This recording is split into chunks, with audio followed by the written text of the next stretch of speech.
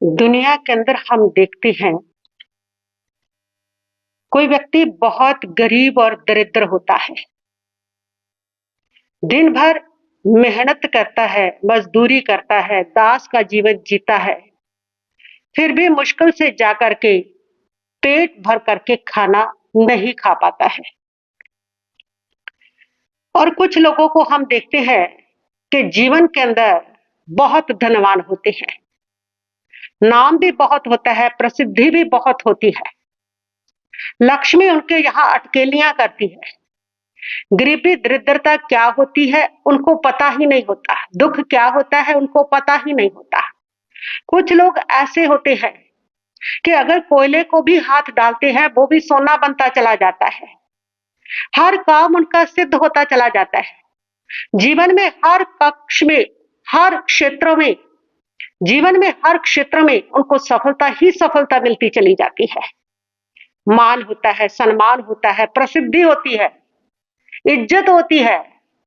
ऐसा क्यों होता है कि कोई सब कुछ खो करके तरस तरस के जी रहा है एक रोटी के टुकड़े के लिए भी, और दुत्कारे खा रहा है दर दर पर जाकर के, और कोई इतना समृद्ध है कि उसको किसी चीज की कमी ही नहीं है, इतना धनवान है। क्या कारण है इसका, क्या रहस्य है इसका? क्यों ऐसी हमें भिन्नता देखने को मिलती है? आए हम इस रहस्य को समझें। कौन से कारण इसके पीछे काम करते हैं, इसको हम समझेंगे जैन ग्रंथों के आधार पर एक कथानक से। बहुत ही सुंदर कथानक है कि किसी नगरी के अंदर, एक गरीब घर के अंदर एक बच्चे ने जन्म लिया। उसका नाम माता पिता ने निष्पुण्य रखा। निष्पुण्य जैसे जैसे बड़ा होने लगा और गरीबी बढ़ती चली जा रही थी। सबसे पहले तो उसको घर में कोई सुख साधन नहीं मिला। दूध पिलाना होता था तो माँ के जहां भी दूध सूख गया, क्योंकि जब माँ को खाने के लिए भोजन नहीं मिलता तो बच्चे को दूध कहां से मिलेगा। ऐसे जैसे तैसे पानी मिले दूध से, बकरी के दूध से वो पलता रहा। और इसके बाद माता पिता का प्यार उसको बहुत कम मिला, क्योंकि माता पिता दिन भर मजदूरी करते थे, लोगों का काम करते थे। उसको प्यार किस समय करते, केयर किस समय करते। जैसे तैसे वह भी ऐसे ही गलियों में रुल रुल करके माता पिता के पीछे उन अमीर घरों में एक स्थान पर बैठे करके उनकी झिड़के खाता हुआ पलता रहा। माता पिता ने उनको पढ़ने के लिए भेजा तो अब उसको पढ़ाई भी नहीं आ रही, एक अक्षर उनके पल्ले नहीं पड़ा। बस जैसे तैसे 5-7 क्लास उसने पढ़ी और उसके बाद उसको माता पिता ने मजदूरी में डाल दिया, जब पढ़ाई नहीं कर रहा। और वे मजदूरी करने लगा, बड़ा हुआ, माता पिता चले गए, उसकी शादी हुई तो ऐसी पत्नी मिली जो बहुत ज्यादा कलहकारी थी, जो बहुत ज्यादा झगड़ालू थी, जो एक पल के लिए उसको सुख और शांति चैन से बैठने ही नहीं देती थी, लेने ही नहीं देती थी। ऐसी पत्नी के साथ वो दिन रात मेहनत करता था। फिर उसके संतान हुई तो वो नहीं बची, फिर मुश्किल से एक संतान होती है और वह भी बीमार रहती है, उसका भी उसको कोई सुख नहीं मिलता है।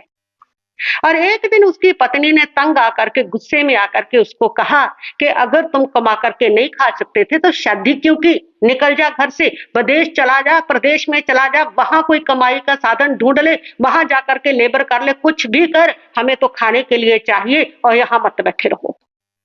और वो बेचारा दुखी होकर के प्रदेश में कमाने के लिए निकल जाता है। यहाँ काम नहीं मिलता, पेट भर करके खा नहीं पाते, घर नहीं चलता, चलो कहीं प्रदेश चलते हैं, वहां मिल जाएगा।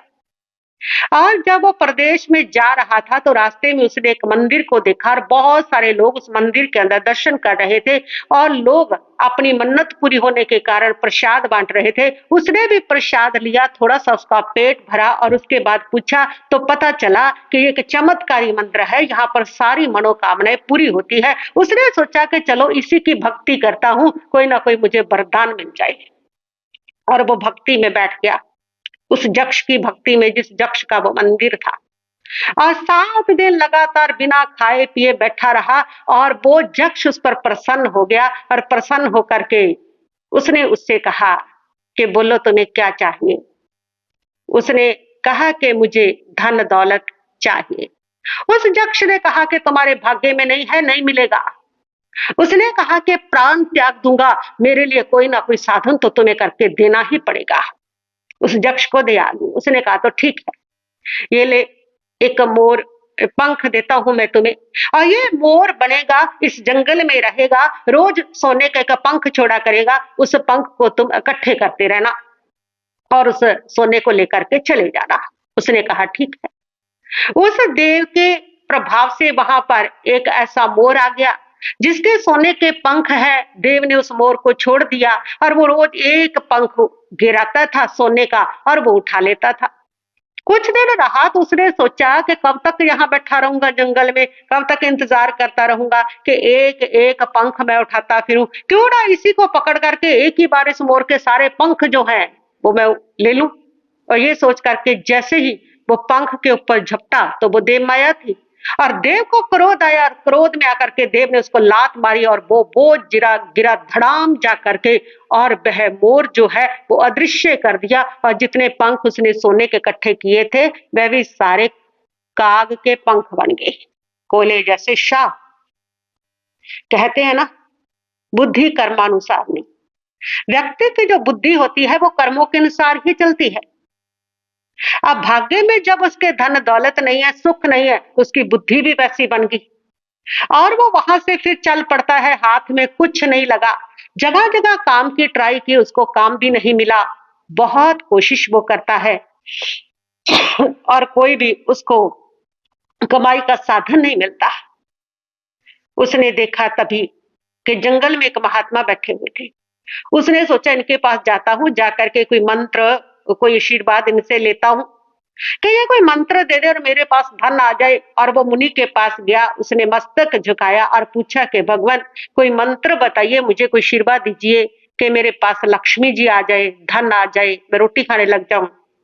उस महात्मा ने कहा कि तेरे भाग्य में नहीं है, मंत्र देने को दे दूंगा लेकिन वो मंत्र तुम्हारे पर काम नहीं करेगा, मैं मंत्र तुम्हारे लिए फलेगा नहीं। वो आशीर्वाद भी दे दूंगा लेकिन वो आशीर्वाद तुम्हारे पर फलेगा नहीं। उसने पूछा क्यों? उसने कहा क्योंकि तुम्हारे भाग्य में नहीं है। जब भाग्य में नहीं होता तो कोई मंत्र नहीं फलता। मंत्र उन्हीं के फलते हैं जिनके भाग्य में होता है, और आशीर्वाद भी उनको फलते हैं जिनके भाग्य में हुआ करता है। देवी देवताओं के वरदान भी उनको मिलते हैं जिनके भाग्य में हुआ करता है। जिनके भाग्य में कुछ नहीं, उनको ना मंत्र फलते हैं, ना तंत्र फलते हैं, ना आशीर्वाद काम करते हैं, और ना ही किसी देवी देवताओं का कभी कोई वरदान मिला करता है। उन पर ये काम नहीं करते। तुम्हारे भाग्य में नहीं है, तुम जप लो जितने मर्जी मंत्र, तुम्हारे पर ये काम नहीं करेगा। उसने कहा ऐसा क्यों, मेरे भाग्य में क्यों नहीं है, ऐसा मैंने क्या किया भगवान? उस ज्ञानी मुनि ने कहा पूर्व भाव में तुमने कभी किसी को कुछ दिया नहीं। जो देते हैं उन्हीं को मिलता है, जो देते नहीं उनको नहीं मिला करता है। ये संसार की सारी समृद्धि उनके हिस्से में आती है जो दूसरों को दे देते हैं, और जो कृपण और कंजूस रहते हैं, जो देते नहीं है, उनको ये संसार, ये विश्व, ये प्रकृति, ये कर्म उनको भी कुछ नहीं देता है। यहाँ पर दिया हुआ 1000 हाथों से लौटता है। पूर्व भाव में तुमने किसी को कुछ नहीं दिया, इसलिए अब तुम्हारे लिए प्रकृति ने देने के सारे मार्ग पाने के बंद कर दिए हैं। तुम भी कुछ नहीं पा सकोगे, जो देते हैं वही पाते हैं। ये एक निश्चित सिद्धांत है। उस मुनिवर ने उसका पूर्व भाव बताया कि हस्तिनापुर नाम की नगरी में सुबंधु और बंधुमती नाम के सेठ सेठानी रहते थे। तुम उनके पुत्र थे और तुम्हारा नाम मनोरथ था। बचपन से ही तुम बड़े अड़ियल और जिद्दी थे, विनयहीन थी, और माता पिता अगर कभी कहते कि वंदना कर ले, बड़े घर में आए हैं, ठूठ की तरह के अकड़ के खड़े रहते थे।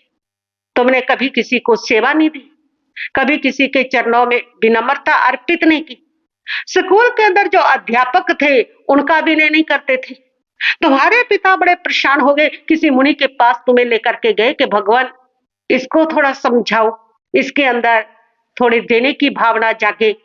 तो बड़े हुए तो बड़े कंजूस, बड़े कृपण थे। घर पे अगर कोई भिखारी लेने आता, पिता देते तो तुम उससे बहस करते थे, तुम उनसे भी नाराज होते थे, क्यों लोगों को बांट रहे हो, क्यों देते जा रहे हो। तो मेरी सारी संपत्ति समाप्त कर दोगे इस प्रकार। तो वे इतने कंजूस थे कि कोई कितना जरूरतमंद आ जाए तुम उसको नहीं दे पाते थे। तुम्हारे पिता ने मुनि को बताया कि इसके अंदर कोई ऐसी बुद्धि दो भगवान कि इसका दिल थोड़ा उदार बने, ये इतना कंजूस इतना कृपण क्यों है।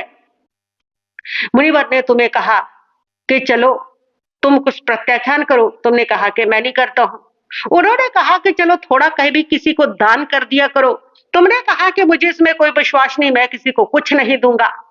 तुमने पूरे भव में ना किसी को अपनी सेवा दी, ना केयर दी, ना ही तुमने किसी को जरूरतमंद को कोई खाने की वस्तु दी, ना धन दौलत दी, ना तुमने कभी किसी को अच्छी सलाह दी, ना किसी का मार्गदर्शन किया, तुमने कुछ दिया ही नहीं, इसलिए तुम्हें कुछ मिला नहीं।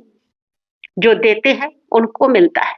इसलिए प्रभु कहते हैं जो तुम्हारे पास है तुम उसको दो।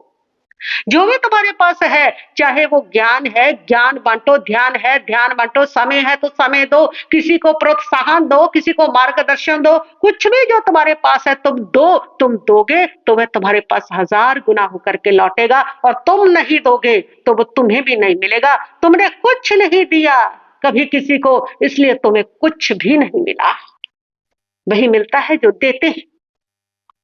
और ऐसे ही जो लोग संपत्तिवान बनते हैं, जो लक्ष्मीवान बनते हैं, जो लोग प्रसिद्धियों के शिखरों पर होते हैं, उन्होंने ऐसा क्या कर्म किया होता है बताया। जब प्रभु से पूछा तब प्रभु ने कि सकेतपुर नाम की नगरी, उस नगरी के अंदर एक धनसार नाम का सेठ रहता था, उसकी पत्नी का नाम धनमित्रा था। उनके यहाँ एक पुत्र ने जन्म लिया। वे बहुत रिद्धिवान थे, और जब पुत्र ने जन्म लिया तो उनका खूब पुत्र जन्म उत्सव मनाया गया। उन्होंने इस पुत्र का नाम पुण्यसा रखा, क्योंकि जैसे वो बालक उनके गर्भ में आया, उनके जहां लक्ष्मी और भी बढ़ने लगी, और पुत्र को बड़े चाव के साथ वो पालने लगे। जैसे पुत्र का जन्म हुआ, सुख साधन और बढ़े, और उनका पालन और लाड़ प्यार से ठाठ से होने लगा। माता पिता का खूब प्यार मिला। इतना ही नहीं, इतना सुंदर स्वरूप था, इतना भाग्यवान था कि अड़ोसी पड़ोसियों का भी खूब प्यार मिला। फिर जब बड़ा हुआ तो उसको स्कूल में डाला, खूब उसने विद्या अर्जित की, खूब बहुत पढ़ लिख गया, खूब विद्वान बना, और पढ़ाई लिखाई करके सारी कला में वो निष्णात हुआ। तो फिर शादी का समय आया। जब शादी का समय आया तो बहुत ही बड़े घराने की, बहुत ही सुशीलवती सुकन्या की उसको प्राप्ति हुई, और ऐसी पत्नी पा करके उसका जीवन दिन दुगनी रात चौगनी सुख के अंदर झूलने लगा। और एक बार वह सो रहा था कि रात्रि को लक्ष्मी जी ने उसको दर्शन दिए, और रात्रि में स्वप्न में कहा कि पुण्यसर, मैं सुबह तेरे घर आ रही हूं।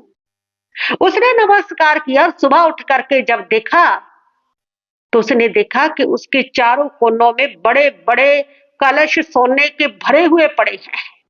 उसको लगा कि अगर किसी व्यक्ति ने बता दिया इतना सोना मेरे घर में आ गया तो राजा जो है वो मुझे सजा देगा, मुझे खुद ही राजा को बता देना चाहिए। वो राजा के पास गया और उसने बताया कि ऐसे मेरे यहाँ मुझे लक्ष्मी जी ने दर्शन दिए हैं, और 4 निधान प्रकट हुए सोने के कलश मेरे चारों कोनों में। राजा देखने आया, देखा तो इतनी संपत्ति देख करके राजा ने कहा कि ये सारे मेरे भंडार में भिजवा दो। भंडार में भेज दिए। अगले दिन सुबह फिर वैसी 4 घड़े आ गए।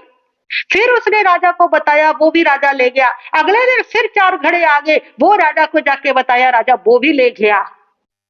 मंत्री ने अब राजा को कहा कि राजन, उसके भाग्य में लक्ष्मी है, कितनी ही वो देता जाए उतनी बढ़ती चली जाएगी, और तुम लक्ष्मी को जो लेके लाके रख रहे हो वो तुम्हारे भाग्य में है या नहीं, उसको कम से कम देख तो लो उन घड़ों में क्या है। और जब घड़े खोले तो उन घड़ों में कोलों के अलावा कुछ भी नहीं निकला। राजा समझ गया कि जिसके भाग्य में मैं कितने लाता जाऊं तो भी उसके पास आ रही है, और मेरे भाग्य में अगर लक्ष्मी नहीं है तो यहां आ करके वही लक्ष्मी कोला बन गई है। और राजा ने वो सारे घड़े उसको वापस कर दिए। इतना ही नहीं, बल्कि राजा ने उसको सम्मान दिया, उसका अभिषेक किया, और उसको नगर पद के ऊपर, नगर सेठ के पद के ऊपर उसको सुशोभित कर दिया। उसकी यश कीर्ति चारों ओर फैलने लगी। उसका पिता उसकी समृद्धि देख के उसकी ख्याति, उसका सम्मान देख करके, उसका पुण्य देख करके बड़ा प्रभावित था। और एक बार ज्ञानी मुनि उस नगर के अंदर आते हैं तो पिता पूछता है कि प्रभु, मेरे पुत्र ने पूर्व भाव में ऐसा क्या कर्म किया था कि इतनी संपत्ति, इतनी रिद्धि सिद्धि, इतना मान सम्मान, इतना यश, इतनी पद प्रतिष्ठा, हर प्रकार का जो सुख है इसके जीवन में इसको मिलता ही जाता है। जहां हाथ डालता है वहां प्राप्ति ही प्राप्ति होती है, कहीं भी असफलता नहीं, हर कार्य सिद्ध ही सिद्ध होते हैं। ऐसा कौन सा कर्म किया है? और उस मुनिवर ने बताया कि पूर्व भाव में इसने दिया ही दिया है। इसने अपने माता पिता को सेवा दी, अपने मित्रों को मैत्री और विश्वास दिया, उनको प्रेम दिया, छोटों को प्रेम दिया। इतनी ही नहीं, जो दीन दुखी गरीब थे उनको अनुकंपा दान दिया, व्रत पचखान करके जीवों को अभय दान दिया, और इसके साथ साथ गरीब लोगों के लिए उनको भोजन दान दिया। जिसको जरूरत थी, अगर कोई इससे सलाह लेने आता था उसको बड़ी सुंदर सलाह देता था। इसलिए इसने दिया ही दिया, इसलिए इसने जीवन में पाया ही पाया। प्रकृति वही लौटाती है, कर्म हमें वही लौटाते हैं जो हम उसको देते हैं। इसलिए अपने जीवन के अंदर देने का गुण होना चाहिए, उदारता होनी चाहिए। उदार बनो, तुम्हारे पास जो भी है वो सब बांटो, वो दो। महावीर तो जहां तक कहते हैं कि जो देता नहीं, जो बांटता नहीं है, वह कभी मुक्ति और मोक्ष को प्राप्त नहीं कर सकता। उस मोक्ष के परम सुख को, परम आनंद को वो कभी नहीं पा सकता, क्योंकि सुख और आनंद का जो संबंध है वह देने के साथ है, वो उदारता के साथ है। जो देते हैं वह परम सुख को प्राप्त करते हैं। आपकी देने की जो वृत्ति है, इसके द्वारा आपको खुशहाल जीवन जीने में मदद मिलती है। ये बात कह रहे हैं स्विट्जरलैंड के वैज्ञानिक। उन्होंने शोध की है, बकायदा उन्होंने रिसर्च की है, और रिसर्च करके उन्होंने ये पाया है कि जिस समय व्यक्ति के अंदर उदारता की भावना सक्रिय होती है, उस समय उसके ब्रेन के अंदर एक बदलाव आता है जो उसको सुखद अनुभूति करवाता है। ये साइंस कह रही है, और परमात्मा प्रभु महावीर भी यही कह रहे हैं कि सुख का संबंध उदारता के साथ है। जो जितना देता है उतना बड़ा सुख पाता है, जितना उदार होता है उतना ही बड़ा वो सुख पाता है। उदारता एक बहुत बड़ा गुण है जीवन के अंदर, और इस गुण को विकसित करना चाहिए। जीवन के अंदर जितने भी सफल इंसान हुए हैं ना, बड़े इंसान हुए हैं, way Bill Gates, Steve jobs, Lakshmi Mittal, ये जितने भी है, इन सब के जीवनों का जब तुम अध्ययन करोगे, नजदीकी से देखोगे, तो तुम पाओगे कि इन सब के अंदर एक आम विशेषता है, और वो विशेषता है उदारता की। उदारता व्यक्ति को महान बनाती है, पूज्य बनाती है। जितने देवी देवते पूजे जा रहे हैं ना, ये इसी गुण के कारण पूजे जाते हैं कि ये सारे देवी देवता उदार होते हैं, वरदान देने में, मनोतियां पूरी करने में, मनोकामना पूरी करने में उदार होते हैं, इसलिए इनकी पूजा होती है। वही पूज्य बनते हैं जो उदार हुआ करते हैं, वही जीवन के अंदर सफल बनते हैं जो उदार हुआ करते हैं, और वही लोग जो है वे दुनिया के लिए आदर्श बना करते हैं जो उदार हुआ करते हैं। राम, भरत, लक्ष्मण, जिनके प्रेम को आज भी लोग याद करते हैं, जो आज भी उदर्श है सबके लिए, उसका कारण उनकी उदारता है। ककई की अनुदारता ने, ककई के छोटे दिल ने उस घर को बर्बादी के कगार पर ला करके खड़ा कर दिया था, लेकिन राम की उदारता ने, लक्ष्मण की उदारता ने और भरत की उदारता ने उस अयोध्या के सिंहासन को सुरक्षित कर दिया, उस घर को बर्बाद होने से बचा लिया। उन तीनों भाइयों की उदारता के कारण अयोध्या का राज्य राम राज्य बना। उन तीनों भाइयों की उदारता के कारण वह राज्य एक समृद्ध राज्य बना, और दुनिया के अंदर रामायण की रचना हुई। ये उदारता का गुण था।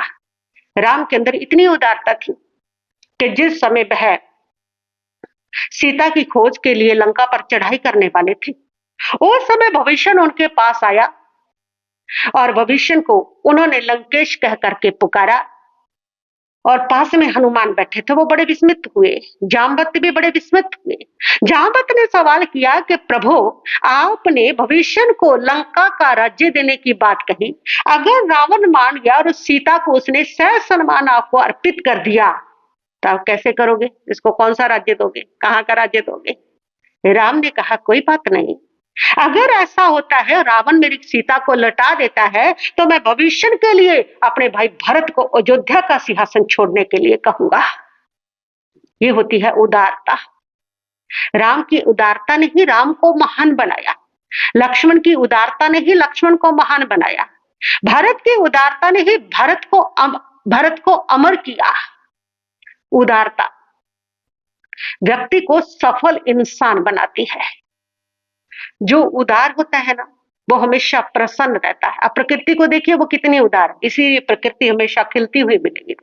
प्रकृति हमेशा प्रसन्न होती है। पेड़ पौधे जो होते हैं वो देते जाते हैं, पत्ते देते हैं, फल देते हैं, लोगों को कोई कमी नहीं आती, देने वालों को कोई कमी नहीं आती है। उतना और हर वर्ष और फल आते हैं और फल आते हैं। सूर्य इतनी रोशनी बांटता है, कभी कमी नहीं आई। चंद्रमा शीतलता बांटता है, कभी कमी नहीं आई। आप प्रकृति को देखिए कि वह प्रकृति देती ही देती है। इसलिए प्रकृति के दरबार में किसी चीज की कमी नहीं रहती है।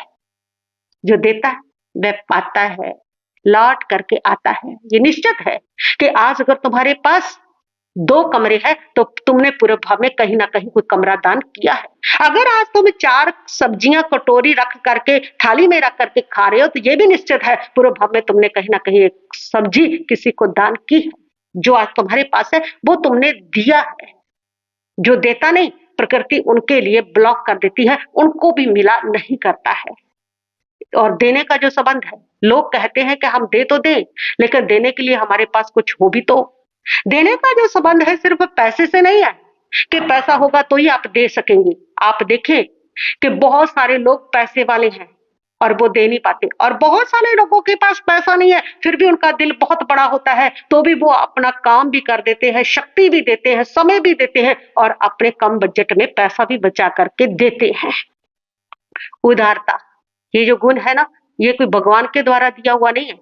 ये गुण व्यक्ति के पास ना उसके अपने वातावरण के कारण विकसित होता है, जो समय के साथ भी विकसित होता है। जो लोग माता पिता जिनके उदार होते हैं, और ऐसे वातावरण में जो पलता है बच्चा, वो बच्चा अवश्य उदार बनता है। जिनके माता पिता उदार नहीं होते हैं, ऐसे वातावरण में जो बच्चा पलता है, तुम कभी नहीं सोच सकते कि वो कभी बड़ा होकर के उदार बनेगा। फिर दोस्तों का प्रभाव पड़ता है कि जैसे दोस्तों के साथ हम रहते हैं, अगर कृपण दोस्तों के साथ रहते हैं तो वो कृपण बनता है, और जो उदार दोस्तों के साथ रहते हैं वो उदार बनता है। ये हमारा वातावरण इसके ऊपर इस गुण को डेवलप करने में बहुत बड़ा प्रभाव डालता है। तो माता पिता को चाहिए कि वे अपने बच्चे के अंदर उदारता का गुण अवश्य भरे, कि उदारता उनके जीवन को डेवलप करती है।